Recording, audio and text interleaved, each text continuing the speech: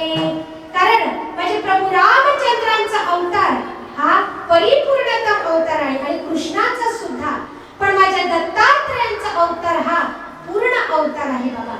आणि दत्तात्रयांच्या अवतार कार्यानिमित्त सांगायचं झालं तर बाबा अशी कथा सांगितली जाते का अत्रि आणि अनुसयेच्या उदरी म्हणजे दत्तात्रयांचा अवतार झाला. अत्रि म्हणजे कोण? जे त्रिगुण रहित आहे त्यास अत्रि म्हणतात. आणि अनुसया म्हणजे जिला कसलीही इच्छा नाही, जिला कुठल्याही गोष्टीची इच्छा नसणारी ती अनुसया माता. आणि अशा अत्रि आणि अनुसयेच्या उदरी म्हणजे दत्तात्रयाचा अवतार